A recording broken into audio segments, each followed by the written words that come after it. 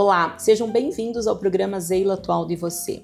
Quando a gente resolve empreender, investir em um novo negócio, a primeira pergunta que vem é qual o retorno eu vou ter com esse investimento? E depois que a gente abre a empresa e ela começa a rodar, a gente precisa fazer o controle de fluxo de caixa, a gente começa a acompanhar o demonstrativo de resultado, que é o famoso DRE. Mas na prática, você sabe calcular retorno sobre investimento?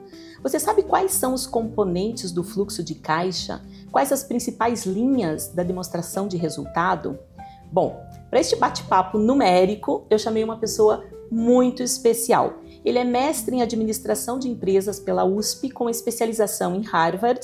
Ele é investidor anjo, conselheiro consultivo, executivo C-level de instituições financeiras com experiência em finanças, controladoria, gestão de risco e planejamento estratégico.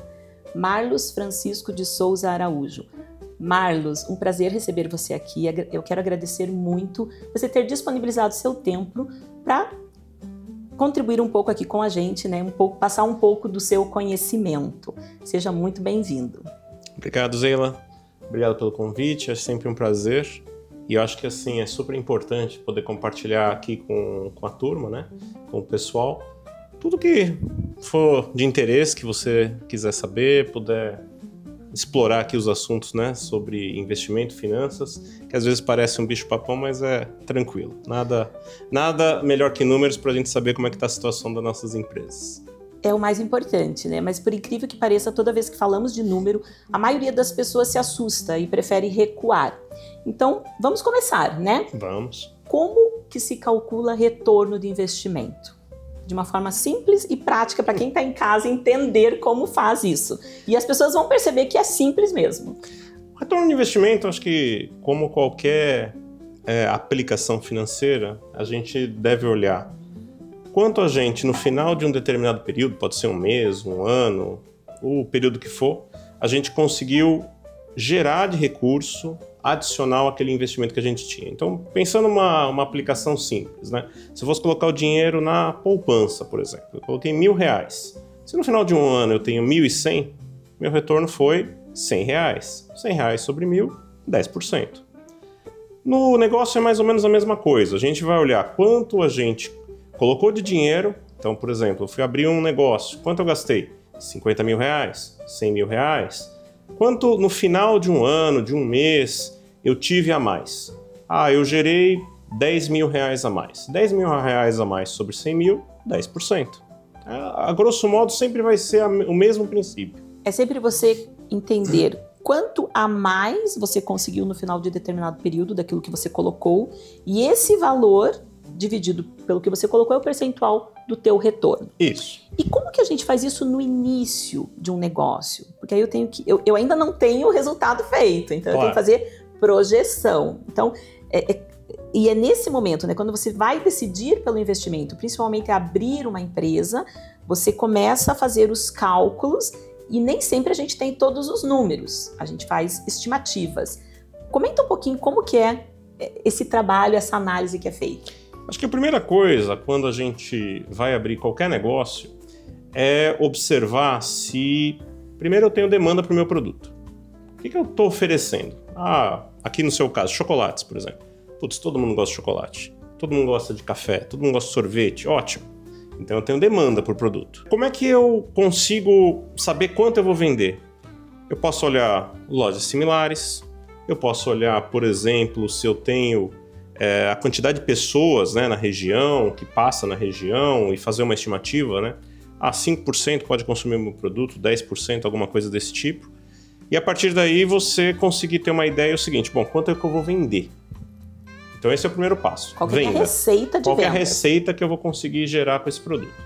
A partir daí, quanto vai custar para eu fornecer aquele produto ou aquele serviço? Para eu vender, sei lá, uma barra de chocolate que custa R$20, R$30, aqui o custo do produto é R$15. Tá bom, isso é o que a gente chama custo direto do produto, que vai me dar a margem bruta do produto. Legal, então eu vou gastar R$15 para um produto que eu vendo por 30, então vai me sobrar 15. Legal. Então, 30 é o preço de venda. Isso. 15 é o custo, que é o que eu pago lá para o fornecedor que me vendeu o chocolate. E os 15 que sobraram, né? Então, se eu vendo por 30, 15 eu pago para o fornecedor, sobrou no meu caixa 15. Esse 15 é margem bruta. Porque aí a gente já começa a explicar também esses nomes e esses números. Isso. Então, eu tenho uma margem bruta de 15, que é o que sobrou do valor que eu vendi menos o meu custo. Aí eu tenho mais umas continhas para fazer. Tem, com certeza. Porque a partir daí você vai falar o seguinte, bom, ótimo, R$15 para cada unidade do produto. Quantas unidades eu vou vender por mês? 1.000 unidades? É razoável? É algo que tem as lojas do mesmo tamanho ou próximas, vendem? Ótimo, então eu vou ganhar quanto? R$15.000? Isso é a minha margem bruta total. A partir daí, você tem que considerar quais são as despesas que você tem no seu negócio. Eu tenho despesa com funcionário, eu tenho despesa de água, despesa de luz, aluguel, enfim, todas as despesas que, a grosso modo, elas vão ser fixas independente da quantidade de produto que você vende. Vamos supor que seja R$10.000. Então, a partir daí, 15.000 menos 10.000, sobra 5.000, que é a sua margem líquida ou lucro bruto. Vai ter que eventualmente tirar impostos, coisas desse tipo ainda? Sim, vai ter que pagar imposto da prefeitura, imposto estadual, federal, até você chegar no que é o seu lucro. Dos 5.000 vai sobrar talvez 3, 4 mil? Esse é o seu lucro bruto. E aí lucro líquido, desculpa, no final. E esse lucro líquido, esses 4, 3 mil, é que aí você compara com o teu investimento e aí você começa a calcular o seu retorno. A gente vai voltar em todas essas linhas que você falou, de receita, de custo, quando a gente for entrar um pouquinho mais em detalhe na análise do DRE, mas aqui só para a gente deixar bem claro, porque é muito simples, parece complicado, mas não é. Quando eu vou calcular um retorno, depois que passou e eu calculo quanto que eu lucrei, é fácil eu fazer qual é o meu retorno. Mas quando a gente vai abrir uma empresa, a gente trabalha com números aproximados e é isso que as pessoas têm que entender. Eu não sei quanto eu vou faturar, mas como o Marlos comentou aqui, eu preciso estimar, né? Então, a gente começa a comparar com lojas similares, a gente levanta informação de mercado, a gente avalia, né? Faz pesquisas. O Sebrae esteve aqui, eu conversei com uma representante do Sebrae, então a gente tem que buscar essas informações. E aí, Zeila, mas eu não sei, né? Gente, estimativa, conversa com pessoas que têm um negócio similar, busca o conhecimento, busca a informação, tem várias reportagens em revistas, o Sebrae ou outros órgãos, e você vai estimar, você não vai acertar um número em cheio, mas você vai colocar ali números aproximados de quanto você espera faturar, de quanto que você vai ter de custo e quais vão ser as suas despesas. Mais ou menos quantos funcionários, quanto você vai pagar de salário, né? Faz as contas básicas e você vai ter pelo menos uma indicação de quanto você pode ter de retorno ao longo de um ano, ao longo de 2 anos. E até mesmo identificar que talvez no primeiro ano você não vai ter lucro. Porque quando você faz esse cálculo antes de abrir a empresa, você pode antecipar isso e se preparar para continuar com a empresa. Esse é um ponto importante, porque a ideia é que você faça o cálculo para saber mais ou menos quanto você conseguiria de retorno, quanto você conseguiria de resultado após o negócio amadurecer. O tempo de amadurecimento depende de cada negócio. Pode ser 1 ano, pode ser 2 anos, pode ser 3 anos.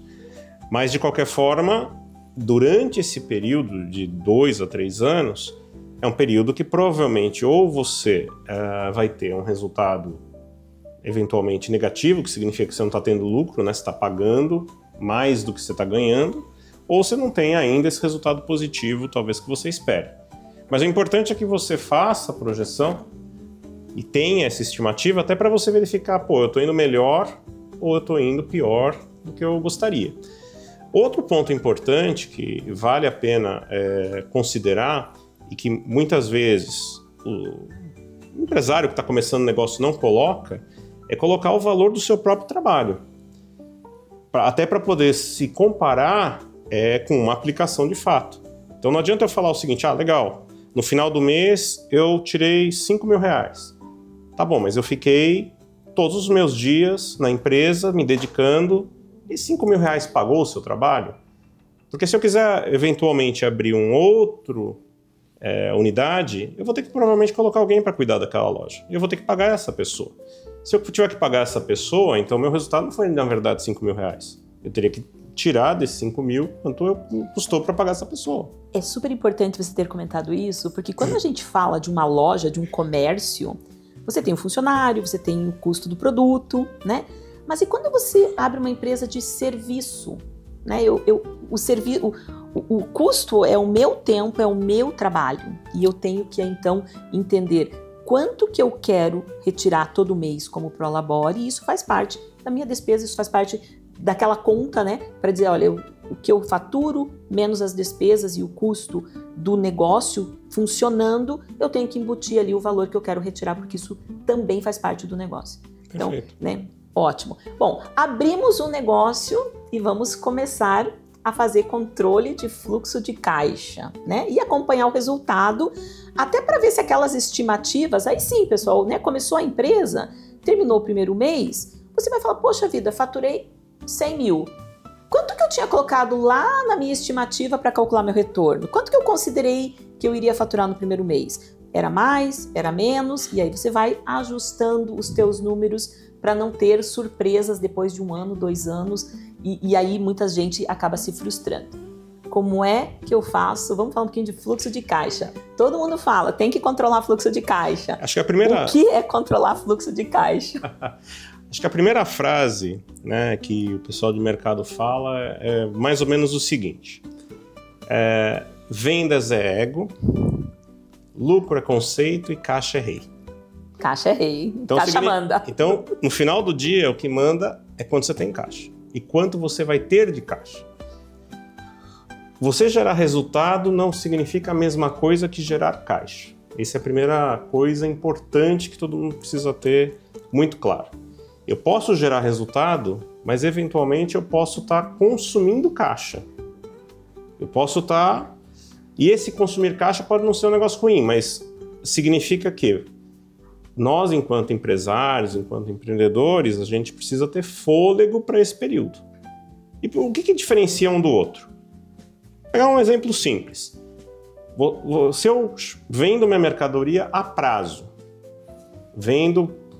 Vamos supor, tudo em cartão de crédito, tudo parcelado em 3 vezes.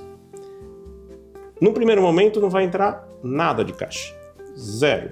Mas significa que eu não vendi, que eu não tive resultado? Não, significa que você teve resultado. No teu resultado vai ter a receita de vendas. Vai ter receita. Vamos supor que seja lá 1.000. Tem para dar 1.000 de receita. Exatamente.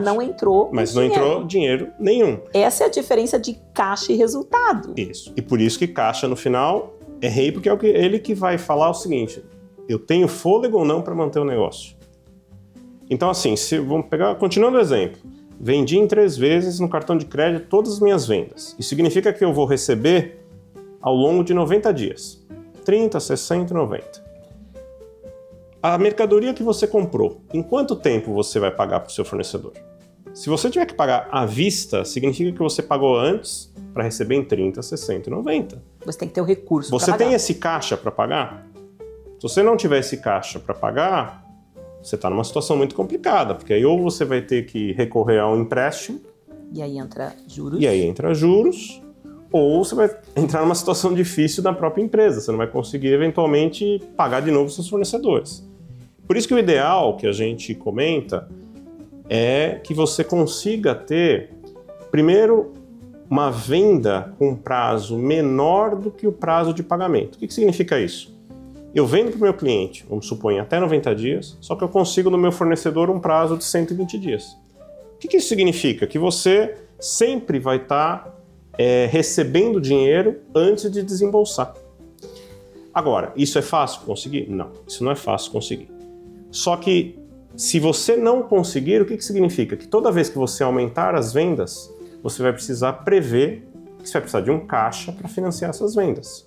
Vai ter que ter capital de giro. Que você vai ter capital de giro, o famoso capital de giro. O famoso capital de giro, que nós vamos continuar falando de capital de giro, mas quando a Milena entra, nós vamos pedir café. Vamos lá. O que vai ser para você? Cappuccino.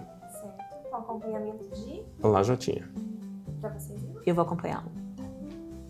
Então, nós vamos voltar falando de capital de giro. Isso é bem importante. E às vezes, assim, as pessoas não ficam um pouco em dúvida. Mas não é tão difícil negociar com o fornecedor, porque a gente tem que lembrar o seguinte, nós somos o cliente do fornecedor, assim como o nosso cliente é nosso cliente e a gente atende às vezes esses prazos.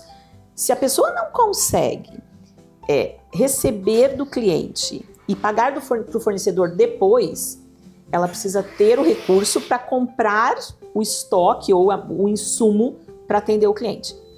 E aí, da onde que eu vou arrumar esse recurso? Exato. Isso é o capital de giro. E aí, o capital de giro, ou você tem do seu bolso já previsto que você precisa desse investimento, ou você tem que recorrer a empréstimo. Ao produto que, inclusive, o banco chama de capital de giro. Exato. Que deveríamos, né, assim, pensar com muito cuidado. Não que você deva evitar, porque, afinal de contas, o banco acaba ajudando você a realizar seu sonho. Mas isso tem que ser feito com muita consciência. Isso tem que estar previsto na margem do produto. Por exemplo, se você é um varejista que vende, vamos supor, um bem de valor maior, como se fosse uma TV, e vende em 12 vezes sem juros, dentro da margem do produto tem que estar a característica de que você vai precisar financiar esse valor, porque o fornecedor dificilmente vai aceitar receber em 12 meses. Ele vai querer receber em 4, em 5, 3. em 3. E às vezes dentro do próprio mês. Eles fazem 15, 30, 45 dias. Exato. Isso significa que você vai precisar ter o recurso e que a margem que você tem naquele produto tem que pagar, eventualmente, o seu financiamento. Por isso que é importante falar assim, em margem bruta. A margem bruta, ela significa que você consegue crescer com resultado. Porque se você não tiver margem, você não consegue resultado. E se você não consegue resultado, você não consegue porque a margem manter bruta, o crescimento da empresa. Porque a margem bruta ela é a sobra do valor de venda menos o custo direto. Exato. E essa diferença que a gente chama de margem bruta, que é o que vai pagar as minhas despesas fixas, que vai pagar os meus financiamentos, os juros, e que vai ter que sobrar para o meu lucro. Exato. O lucro, ele no final do dia, ele acaba sendo, poderia falar quase que o residual de tudo. Por isso que é importante controlar cada um dos componentes. Primeiro é a venda, que é a linha, o que a gente chama de top line, né? A primeira linha da demonstração. Depois passa a vir todos os custos. O custo direto e os custos indiretos. Custo direto é aquele que, assim, comprei o produto, eu precisei pagar. O que é, a grosso modo, indireto é o que você tem algum poder de decisão depois que você adquire o produto. Que é o financiamento, que é funcionário, que é aluguel, que é Sim. todo o resto. Agora, veja que interessante. Nós estamos aqui falando, a gente começou falando dos componentes do fluxo de caixa e a gente passou pela demonstração do resultado, porque eles caminham juntos, né? Eu não consigo fazer, para eu fazer o fluxo de caixa, eu preciso saber de quanto eu vendi e da forma de pagamento que eu vendi, se foi à vista, que daí entrou dinheiro no caixa, se foi no cartão de crédito, qual é o contrato que eu tenho lá com a empresa do cartão, com o adquirente, se ela vai me repassar em 30 dias, se for cartão de débito, eles repassam em 5 dias, enfim, depende da negociação, mas eu tenho que passar por essas linhas para poder controlar o meu fluxo de caixa, porque eu tenho que saber quando eu vou receber o que eu vendi e quando eu vou pagar o que eu comprei. E aqui, quando eu faço esse controle, gente, não é só controlar, né, Marlos? Eu preciso tomar decisões sobre esses números. Exato. E não apenas quando eu vou receber, mas se eu vou receber. Esse é um Porque outro... dependendo como você vender, existe inadimplência, né? Sim. Por isso que a maioria do comércio não tem mais o famoso caderninho, né? Isso, e não aceita mais cheque também. Não aceita mais cheque. Mas se por acaso aceitasse, tem que pensar considerar que existe essa possibilidade. Quem está te dando esse cheque, né? E o próprio caderninho, né? Eventualmente a pessoa, assim, alguém muito conhecido, mas isso é um risco de você não receber. Exato. Então, aí tem que administrar esse risco. Então, esse componente também, se você vende de alguma forma que não te garanta o recebimento, né? Porque o cartão, a adquirente, né? A empresa o emissor, ele corre o risco do crédito, ele vai te pagar e o risco de crédito é dele. Então, mas se você usa qualquer outra forma de pagamento que gere um risco de você não receber, que não seja à vista, que não seja o famoso Pix também, você precisa tomar esse cuidado e talvez colocar na conta uma expectativa de perda do que você vendeu nessa modalidade que tem risco. Exato. E aí essa expectativa de perda você pode trazer com base na própria experiência do passado. De tudo que eu vendo, por exemplo, no caderninho, né, ou ali na amizade, normalmente eu deixo de receber 5%, 1%, 2%. E aí talvez eu tenha que trazer para a mesa esse cálculo para falar, bom, se eu vendi 10 nessa modalidade e tenho 2% de perda, eu só vou receber 8%. Exato. Então, como você comentou, todos esses componentes são decisões importantes que o empresário, o empreendedor, tem que tomar. Ele pode tomar tudo de antemão antes de abrir o negócio? Claro que pode, mas, sim, sendo muito realista, vão ter as práticas de mercado, ele vai sentir como é que a empresa dele roda, ele vai verificar que assim, putz, será que se eu parcelar mais, eu vou vender muito mais que compense esse custo que eu tenho? Ou não? Decisão. Então são decisões que muitas vezes vai ser tentativa e erro.